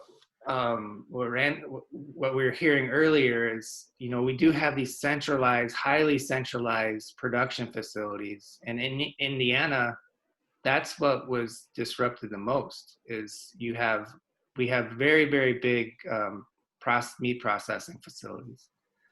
And in those processing facilities, they're wet, people are a lot of, and many of them are throughout the United States had to shut down because the case numbers got so high. So when that happens, in the system that we have, is now you have a whole bunch of animals that have nowhere to go, because it's all based on a contract system that these pigs or these chickens or these cattle are going to be at the facility at this time, this weight, this number, and the facility's closed. So they have no place to bring their animals. So at one point, there's talking about, big euthanasia programs to safely get rid of a large number of animals. Because once the processing facility comes back online, they're already in contract for different animals. And that once an animal reaches market weight, and it's very, very expensive to keep that animal on feed. It has a poor feed conversion ratio. It's just making fat at this point. So that was a big disruption, and I think what it showed is that, you know, United States thinks that we generally believe our food systems are pretty secure and stable, but there have been some significant shocks. Thank you. Mr. Aftab Alam, if I... Yes, thank you. Thank you very much. Can you hear me well, please? Yep. Yes, I can hear you. Thank you very much, both professors, for very useful presentations, and Dr. Asif Saab had a great opening remark. I have two questions. One is about the difference of agriculture system in Australia and US versus developing countries like Pakistan, where we are more human intensive. We have around 70% of population engaged in agriculture compared to fewer percentage, less than 5 or 2% in US or Australia. If the COVID spreads further in rural areas, where there are huge number of people involved in countries like Pakistan, and we were lucky it didn't happen during the wheat harvest, but agriculture is, as we know, is a seasonal thing as well, where there are opportunity, greater number of people come together. What kind of social distancing measure would you suggest to keep the COVID away, particularly where the rural areas are also the poorest areas with less facilities of clean water, soap availability may be limited, depending upon the nature of farmer, but I'm talking about the poorest farmer. So what would be your suggestions in terms of cleanliness and for the social distancing in the short term, because in the longer term we may have various strategies. Also, in terms of very useful presentation by Gavin and also points raised by Paul, in terms of the future of agriculture, where we are not destructive, we are more productive, and we are ecological friendly, we are climate change adaptive. I would like to understand, are there any specific successful programs in Australia or US that can help us to learn in Pakistan and other developing countries, particularly specific programs, because there are very conceptual things present. We know agroecology, permaculture, and etc. But in terms of specific programs that are ecological friendly and trying to produce food without disturbing the climate change and human lives. Thank you very much. If both of our speakers can answer that question, please. Oh, we have to be very brave to answer the first one. I think you've raised a really significant and important issue that relates to the disadvantage that many of your farmers face, and the ability to not only social distance, but also for hand hygiene and things like that that we are aware of as being very important parts of it. I mean, if we looked at, say, somewhere like Vietnam, they appear to have managed that through the use of masks. But I mean, how many masks can you produce for people, and are people interested or prepared to actually make use of those masks becomes an important part of it. Certainly in the Australian context, I mean, you're in a paddock, the paddock might be 1,000 acres. So you're not having a problem with that distancing. But as you rightly raised, the issue in the immediate term is to how do we reduce that in Pakistan. I think the mayor actually ought to be giving an answer to this rather than me. Gavin, I'm just a moderator for this session. I'm not a speaker, so probably you go further and answer that question. Well, I mean, the U.S. situation is a little bit different because because it is so mechanized, and it might be, you know, activities might be taking place in a rural county or rural area, but if it's a giant meat processor, they have thousands of employees. Those, you know, that's a different situation from less mechanized farm, small holders. but it's absolutely something to consider, because even in the United States, the marginalized communities are affected most by these infections. If you look at demographics of who gets infected, but who actually where's the biggest impact in terms of hospitalizations and deaths, and it's disproportionately in marginalized communities, whether that's geography or socioeconomic. So that's a challenge. I mean, you have to, like Gavin was saying, you have technologies, but they have to be adoptable. People have to recognize that it's a problem. And that's one of the big challenges that we've had in the United States, is that we have a large population that has not recognized that as a problem. And people generally don't make changes or invest time or money in problems that they don't think exist. So I think it's basically like anything, you're looking at how do you change behaviors, and how do you come up with technologies that are adoptable, that people will use and are effective. The greatest technology, if it's not adaptive, is ineffective. And so, sorry, Paul. If we then move to the second question and combine the two in a way, because I think the two are interrelated. And within Australia, land care was a farmer-led to a large extent. It was facilitated by the government, but it was led by farmers as a way to change and get rid of, we had big erosion problems at that time. And it was really assisting farmers initially to do that. And on my little block that I've got a 20-acre farm. It's now well planted with trees and things like that were brought in as part of that land care program. So empowering people to take control made a big difference there. And in part, our project that I work with, and the mayor's a member of the team, and I don't know, I haven't seen him here, but we've got other members of the team as well that are here, Dr. Zulfikar, for example. And we're really working to see if we can help farmers to take control of what they're doing. And then part of that is through their learning and assisting them to take control of their learning and to see how to learn and how to change the way in which they work.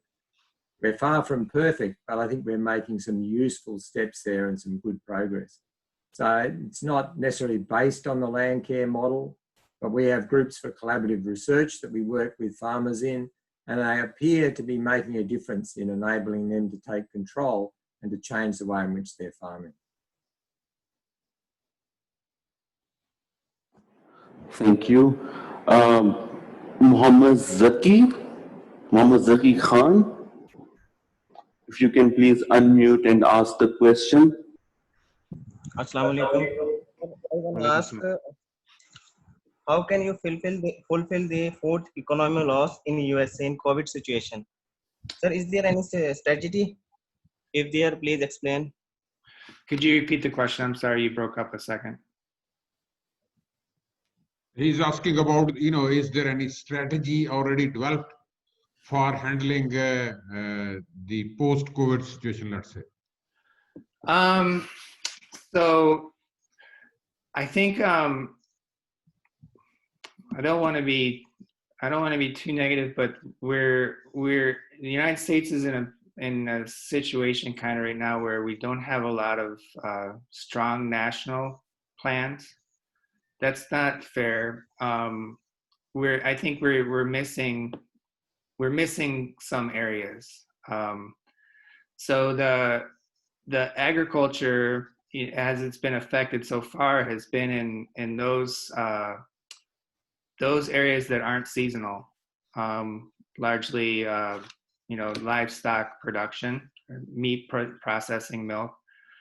But we are getting ready for a very big harvest, and in the United States we have a lot of guest workers that come to the United States for that harvest, and there's a lot of efforts to make sure that those communities and those individuals and populations are protected.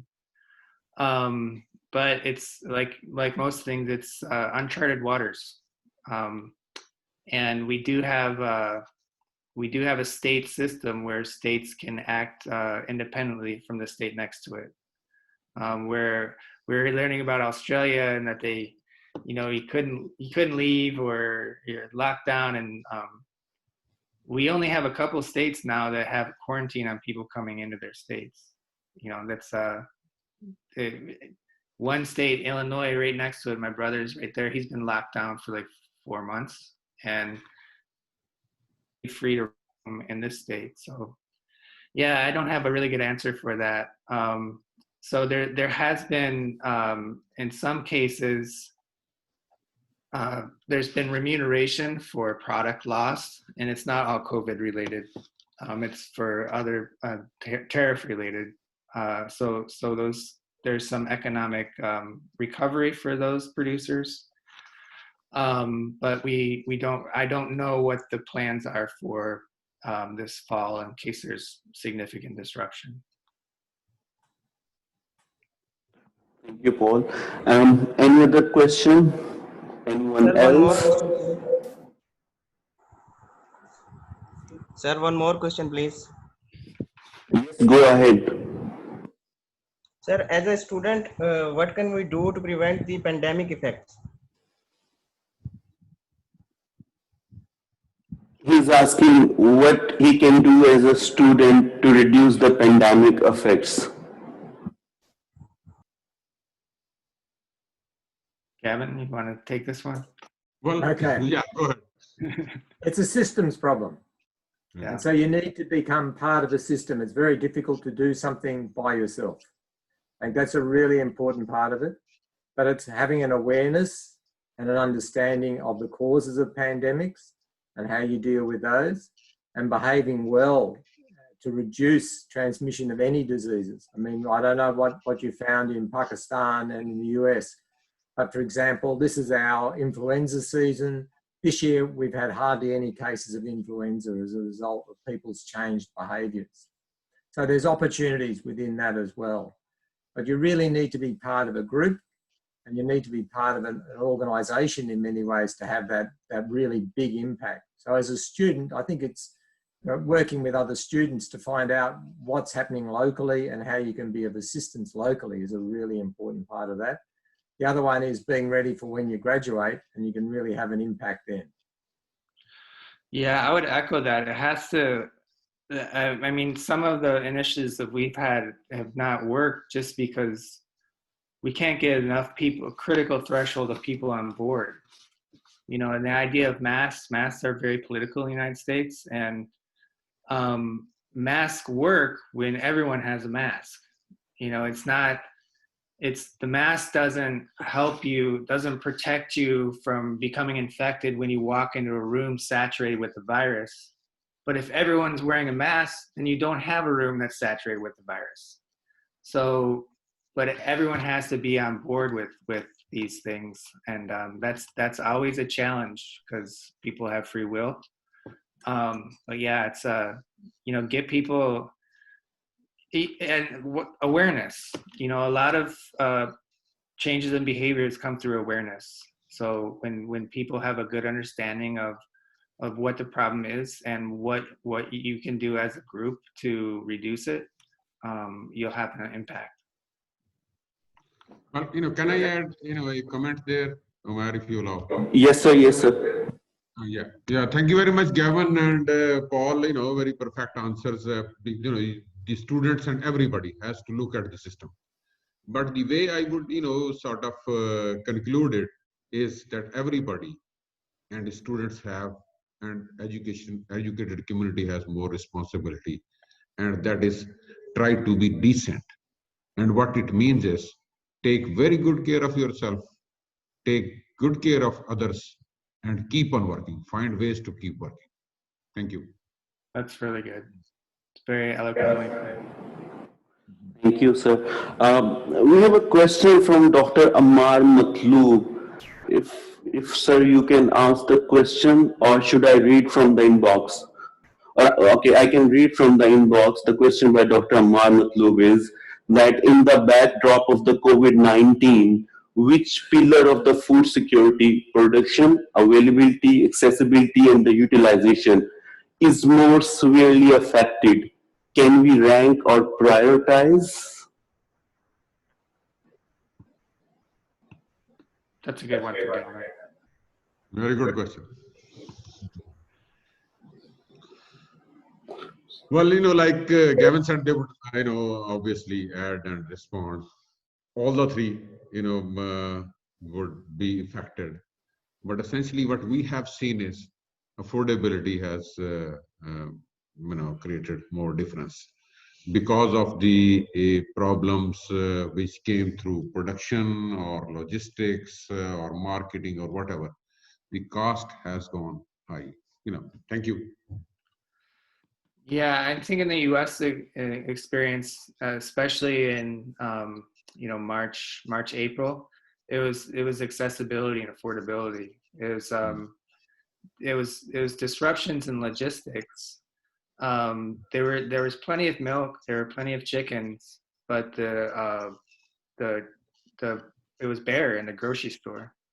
And then it turned to limiting, how many bags of rice you can get, or how many gallons of milk. But for a while we just didn't have those staples. I mean, we're fortunate, we're a wealthy country and we have alternatives. But you saw clearly there were major disruptions in just accessibility. Yeah, I think within our system, it was more people's concern for the future, thinking I'm going to run out of food if we get a lockdown. Yeah. And so we had people hoarding to some extent, and realistically our supermarkets took control of that and said, no, you can't take more than this much of anything. And so they restricted it in that way. So we've been very fortunate in that situation. But certainly in Pakistan, accessibility was also obviously very important, as well as price. Thank you. We have another question in the inbox asking that which technology or the methodology can be used to reduce the human contact in agriculture with perspective to the food security. So what sort of the methodologies we can use actually to reduce the person-to-person contact in the agriculture in perspective to the food security? I think the same thing that you would do to reduce transmission in your university. I mean, it's basic things. It's washing hands, social distancing, wearing masks, sanitizing.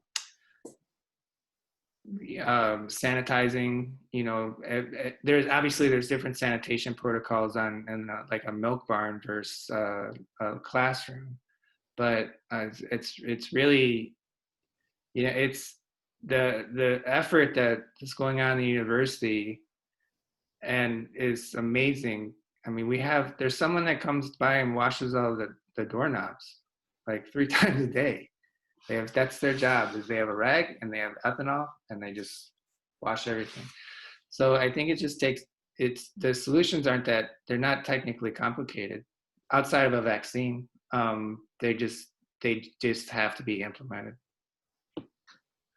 Yeah, and I think it's a really important part of it. And they have to remember into the future as well to keep doing it. And that's what we sometimes have seen in Australia when the restrictions have been reduced, people go back to the way they were before instead of saying, no, actually we have a new normal. And so it's helping people to understand that these behaviours are not antisocial. They're in fact highly social to behave in this way, to not go too close to someone, to wear a mask, not shaking hands. I mean, I can't imagine being in Pakistan and not shaking hands. Yeah, how's that going? So all of these elements are really important, and the understanding of how this disease is transmitted is not something your average person is familiar with. You're not automatically familiar with this. And we've moved to that almost vaccines are our answer, but this is actually, we're quite primitive in what we're doing. We're saying that basic hygiene is the answer.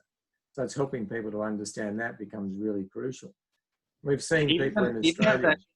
Even a vaccine takes everyone to be on board. If you have a vaccine that has a poor seroconversion, 45% seroconversion rate, and 35 or 45% of your population doesn't want to take it because they don't believe in vaccines or for whatever reason, it'll be very, very difficult to provide coverage for a large community. There might be some individual coverage, but that will be reduced by the reduced global coverage of the community.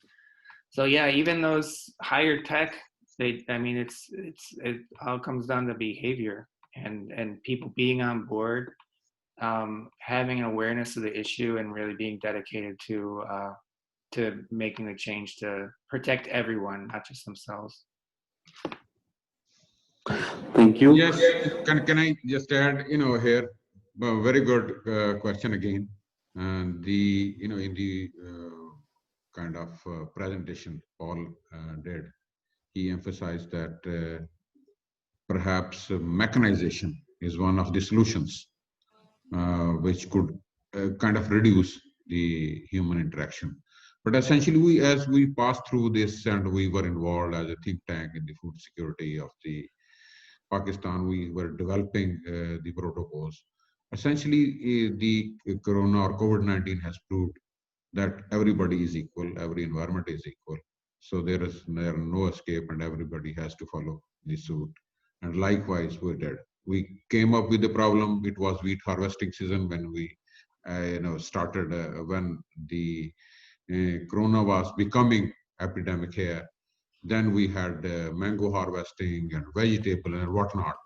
So essentially, everybody is equal, in getting the COVID, and we have to care equally. However, the difference is only that how strong immunity we have. And apparently, it is, those kind of workers which had been working hard and those who were eating good food, and let's say those who had a good immunity system, they had some difference. But essentially, the world is equal. And if there is the only thing is to avoid person-to-person interaction, or if there is necessary, the physical contact, that has to be under precautions. Thank you, sir. Professor Dr. Muhammad Ashfaq has a question for our speakers. Bismillahirrahmanirrahim. As we know that farmer community did their best across the world, but as Dr. Gavin mentioned that producer and farmers of perishable foods are somewhat more infected.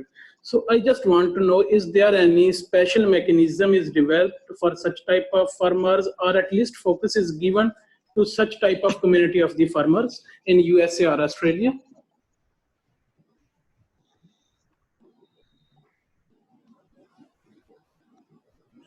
Dr. Gavin, if you can start with the answer. So can I just get the question rephrased for me, because I'm not certain what the question was. Sorry.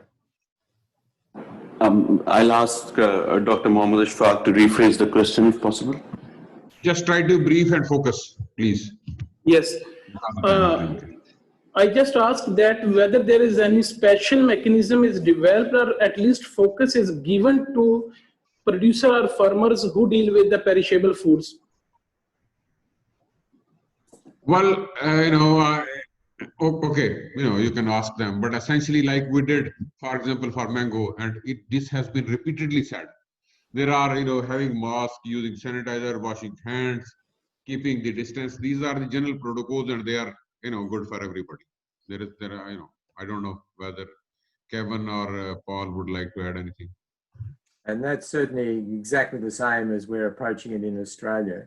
Is those basic hygiene is really important, and how do we manage that? How do we enable us to do that? And some of the farm labour in Australia has English as a second language, so it's actually done in different languages as well. So it may be done in various languages that people are trained to follow the routines. So one thing that I know processors, these are perishable goods, have done is added a lot of cleaning steps. So you might have a plant that runs 3 shifts, and now they run 2, and the 3rd shift is all cleaning, which has been normal kind of way to do it, but it's more intense, and they're cleaning everything now, cleaning the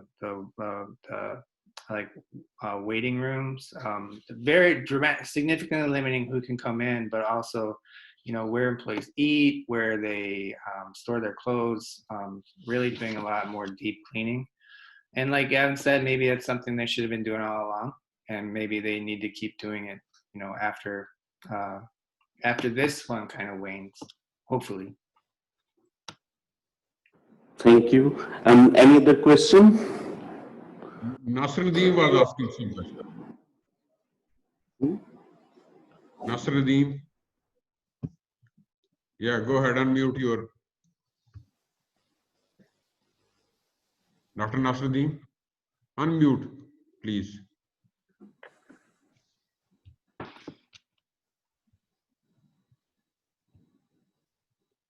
Okay, apparently he has some problem, or you have restricted the voice. What? Are you hearing? Yes, we can hear you. Okay. I am a question to Mr. Paul. Do you believe that the coronavirus is a Chinese virus? This is a political question. It's a political economy. I mean, most people in the U.S. at least, they avoid like that kind of nomenclature. It's a coronavirus. Maybe it was spotted. I mean, it was obviously identified for the first time in China. That doesn't mean that, I mean, it's obviously clearly affects the entire world, and it wasn't, I don't believe that there was any sort of deliberate types of manufacturing of the virus. These things happen. The Spanish flu was actually from the US, so in the end, so it's, the origin of it is not too big of a concern. Thank you. Any other question? I don't think that the virus has an ethnicity. Matt, let's conclude, because we had 2 hours and only 1 minute left. Yeah. So probably I asked the worthy Vice Chancellor, Professor Dr. Asif Ali, to give the final remarks and pay the vote of thanks to our speakers. Well, thank you very much, speakers. I'm so glad to spare time to sit with you, learning from each other, and a very comprehensive and overall broader view of how the education system would be and how the agriculture would run, and particularly the agriculture education. I'm so grateful that you spare time. I'm thankful to all the participants for creating an interactive environment, and thanks to the team to bring it together. I would like to kind of expand what I said, that there are opportunities now. If you talk about the education system, there are now opportunities which have emerged, and that opportunity is that distances does not matter, particularly when it comes to education. So now the whole paradigm, pedagogy is in the process of changing. What about that if Purdue wishes to offer some degree to a student here in Pakistan, make it affordable, and make partnerships locally? For example, microbiology, you are talking about microbiology, and we in our university can give that, kind of wet bench practicals or field labs. So what do you think about this? How the things would vary? And I believe there is an opportunity. I definitely agree that, there's always a silver lining, and I think that's one silver lining. And you can point to this interaction right here. This is, these are probably things that we should have been doing all along. I mean, this is a very fruitful platform, and people are used to it now, and it brings a whole bunch of people together, and it's interactive. And I know that in our case that this is a platform that we're going to use more often. So yeah, it does say that these things are possible. There's different teaching strategies that are possible, or different delivery mechanisms are possible, and I hope that it'll open up a lot of opportunities for these types of engagement. Yeah, thank you, Arjun. In my opinion, that will make the education affordable also. those who cannot afford, it will be, less price, that will affect. So, we'll talk to you, later about this, that we would like that, because of your subject, we have started a program in microbiology, also public health. So we would like to have some interaction where, sitting at Purdue, you can, I already have, quite a few interactions at Purdue. Okay. Some of our graduates went there. Then there are some professors, those who are there. I was at the University of California, Davis, and some faculty moved from there to Purdue. So I have lots of connection. We'll talk about that later. Okay. But essentially, what I would like is to keep the, this interaction continue in terms of faculty development, sending students to Purdue, and having kind of benefiting from your online lectures. Maybe you can share with us, so that our students can benefit from that. So essentially, there is an opportunity. So the other thing, this is what we did. But basically, with the presentation you were giving, this is what we did. We had the kind of harvesting season began when wheat harvesting, when the pandemic was there. So we managed to, it was not possible that we were not we could not afford to waste the time of these students for, for another year, because the wheat would come to a season. Like we had some international project, Paul knows we have a project with them. In Pulses, we have a project with on wheat, international collaborations in Australia, UK, Germany, and elsewhere. So we did continue these activities, but the advantage I have in my university, Gavin knows, he has been visiting us, and I believe you would visit us someday also, that we are a small university. We are a new university. We have only 5,000 students. So it was kind of manageable to train all those systems, and essentially we did not waste a single day of our postgraduate students for their research. We made the protocol and we went there. So I would like, this is essentially, this is what you are doing, you're entering into it. But, learning from all those scenarios, we did, we recognized that there are some programs which had to be kind of focused and expanded. So during these days, benefiting from the online meeting opportunities, we did very good seminars. We had international consultations. We had kind of national consultations also for doing various academic programs and research programs. So in those programs, I would like to, currently, because this is a concern of all, that the microbiology and public health programs. So we would like to continue with you in these programs. And basically, like Gavin said, that we have to, in the pandemics, and we have to care about the people, the animals, the transmission of diseases. So this morning there is, I was able to go through a paper, research paper, which is published in Frontiers in Microbiology. I don't know whether you have read it or not. It is published on 4th of August. It is about food safety. And in the, after the era of COVID-19, this is a good paper, which have authorship from Canada and from Pakistan, also from our veterinary university. So, there are various aspects now. These are expanding, and essentially the microbiology would come first in handling these scenarios, and the public health. And, looking at the interaction between human beings, animals. So there is a program which is called One Health program. We would be knowing better than me. So under that One Health program, we have our strengths in epidemiology, genetics, kind of, other nutrition aspects. So we thought that, we should focus more on One Health program for the futuristic kind of academic and research programs. So I would be talking about those programs also in more details.